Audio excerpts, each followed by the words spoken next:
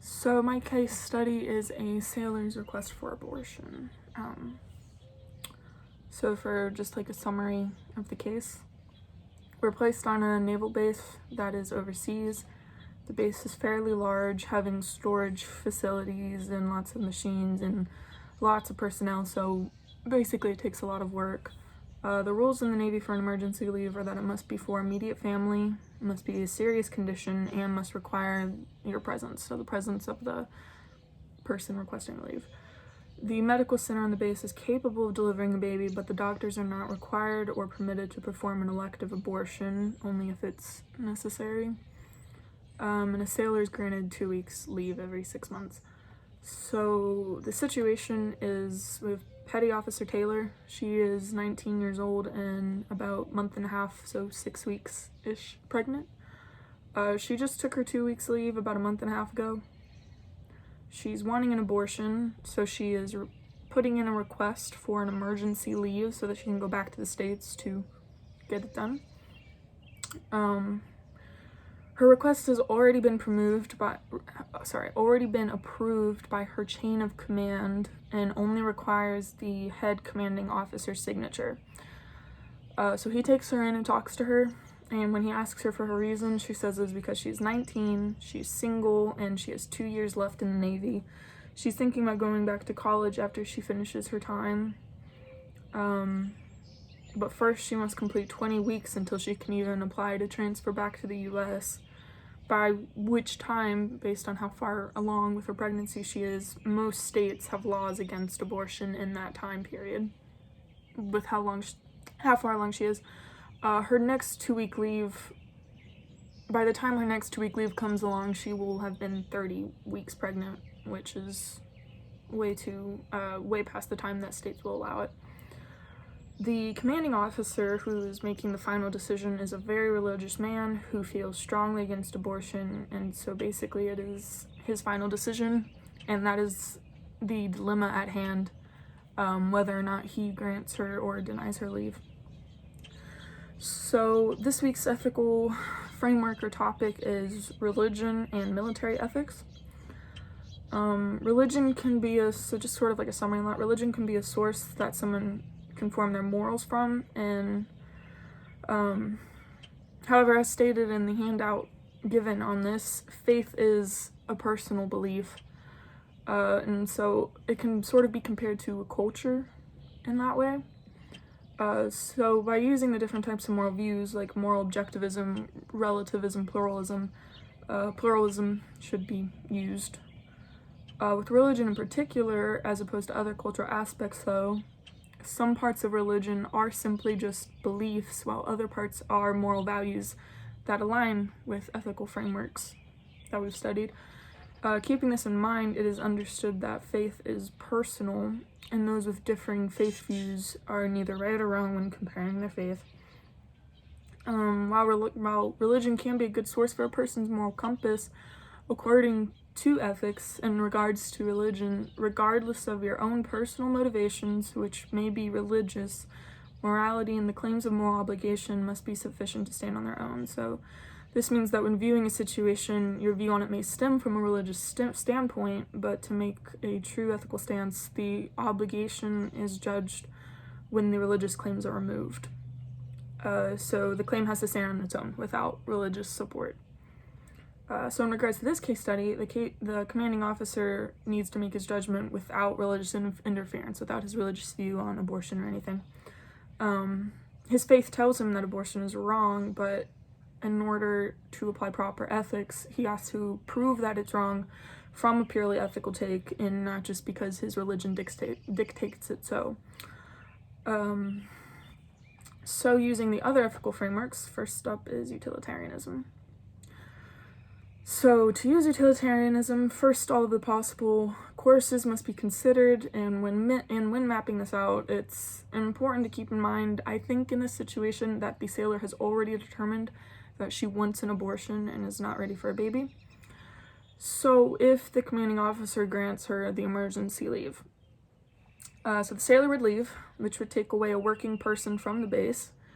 She would then probably get the abortion, thus terminating the pregnancy, but she would now have more freedom to continue her career in the Navy, as well as potentially go to college when she gets out. With this route, she can later have a baby when she's in a present and more stable job, when she deems that she is ready, and maybe even has a partner who can assist her. Having the abortion, especially since she is in the first trimester, is much less expensive. Much less expensive than, say, giving birth or raising a child, which would be... So getting the abortion would be all around less money consumptive, which is beneficial to her when she doesn't have a lot of money and no college degree. And yeah, so if the officer denies her the leave, she is determined that she doesn't want the baby and still has 2 years left in the Navy. So she might attempt her own abortion by either finding some unsanitary legal clinic or finding some other way on her own, which would put her own life in extreme danger and potentially lose both the baby and herself, so removing 2 lives. She may try this if she's just super determined to not have that baby, since she can't have an abortion at the medical center on base, since it would be an elective one. And by the time she returns to the States, most of the states have outlawed an abortion as far along as she would be. The medical center on base may not be equipped to take care of her if she does find some other way on her own. Since in regards to pregnancy, the medical center on base is only capable of delivering a child as long as there are no complications, and this would definitely be a complication. If she went through with the pregnancy, she would be out of work with the Navy for a longer amount of time than the abortion. So she wouldn't be able to be a manpower in that case. Then the abortion would take, since she reaches her 20th week. When she reaches her 20th week pregnant, she's not allowed to be on the overseas isolated base, and that is just Navy rule. So that time away that she would have to leave her station, she would also have the recovery from the birth, a birth that would result in an unwanted increase in the population, which is something to take into consideration for utilitarianism. Once that happens, she would either put up the baby for adoption or have to have a family member watch it, since she still has 2 years left in her service. So she puts the baby up for adoption. It's not certain that the child would even be adopted immediately, so that child could end up in the foster care system where there's already a shortage of families. If she kept it and was able to find someone to watch it for her until she finishes her 2 years, after she gets done with her 2 years, then she would have to support both herself and the baby, thus not really having the most stable life, I guess.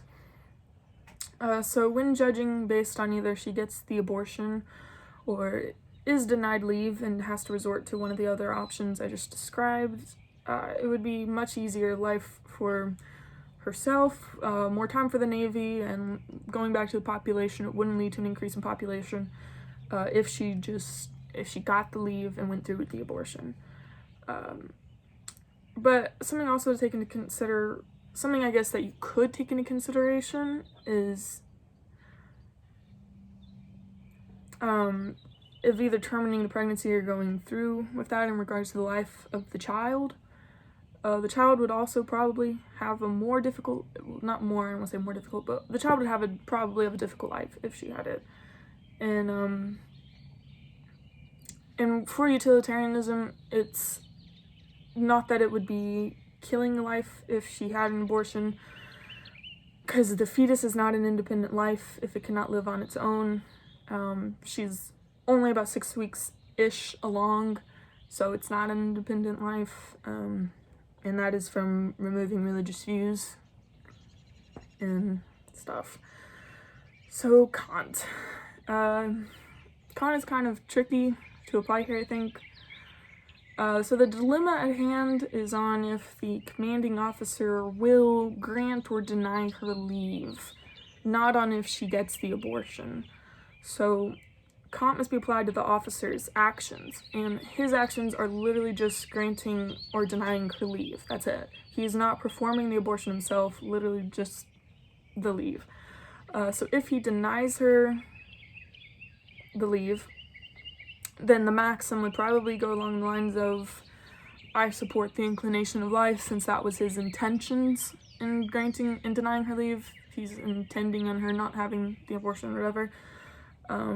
But even that maxim, I think, can be debated, since his action is not actually performing the abortion, just for leave. But anyway, his action of denying her would not pass the second categorical imperative, though, because in order to support this maxim of supporting the inclination of life, it would be using the girl as a means to produce that life. So Kant would deem denying her the leave unethical based on that. Okay, natural law. Wow, this is a long video. So like Kant, natural laws can be kind of tricky to apply, since the dilemma is on if he is granting or denying her leave, since the officer is not the one performing the abortion. But, I mean, obviously natural law would deem abortion unethical, since it doesn't promote life. Principle of forfeiture isn't really applied. I mean, if we're judging the private's actions, then her right to life is forfeited in this action. But for the commanding officer, it's kind of neutral. He's not really taking away any rights. If anything, he's indirectly promoting the inclinations of life and procreation by denying her leave, but that's indirectly. If you use the principle of double effect in regards to natural law, with this principle of double effect on the abortion side of it, this doesn't promote life, so the bad effect would be the termination. So it doesn't pass double effect, even if you go that far, when following the questions, because it wouldn't be deemed permissible according to natural law, since it's an elective abortion. It's not like she's at a health risk and would die if she gave birth. It's just elective. The bad effect is avoidable. She could just have the baby. So it not passing double effect in abortion is obviously unethical according to natural law. As for the commanding officer's actions, though, like I said, principal forfeiture isn't really able to be applied. For double effect, yes, granting her leave is permissible. He's not doing anything wrong by that. It's just leave. For the second question, that is up to what the bad effect is just by his actions of granting her leave, but I think you could still just say that she has the abortion. So, is the bad effect avoidable by granting her leave? I think you could argue no. Because granting her leave just more easily enables her to get the abortion, yes, but she can find another way, even if he doesn't grant her leave, and this way would be much less safe. So in granting her leave, if you can deem it unavoidable. Moving on to the third question, is the bad effect a means or result in achieving the good effect? Once again, it's what you make the good effect, and this question is pretty hard to apply to his action of granting her leave. Granting her leave is not really doing any good or bad. It's pretty neutral. It's just her actions that come out of it that are kind of... So in this case, by granting her leave, her getting an abortion is just a side effect from that action. It's not the means, it's a side effect. So last question, is the good proportionate to the bad? Once again, it's what the good effect is, because he's not performing the abortion, just granting her leave, and the bad effect is indirect from him granting her leave. So long. Aristotelian. I think the virtues present can be argued in this case, which is hard because, as shown, it's if you're determining the ethics and thus the virtues on either getting an abortion or the officer granting her leave. For the officer granting her leave, it's more of a neutral situation, so not very virtue bound, I guess. If he denies her in the interest of promoting life, then just assuming based on the fact that he is a religious person and against abortions, this would be a habitual action of his, which is good according to Aristotelian. It's hard to put a name, I think, to that virtue in particular. It could be called bravery or courage for sticking for what he believes in. He showed empathy in even talking to her. Sorry, car going by.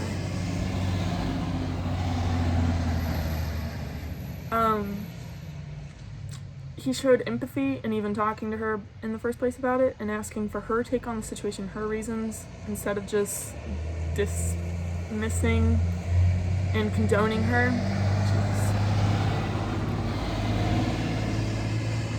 Sorry.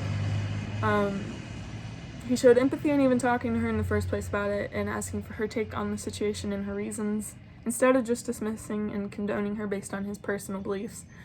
So that was good. But as with Aristotelian ethics, it doesn't really give a clear answer, and it's best applied with the other frameworks. In this case, it just kind of promotes the commanding officer's character and such.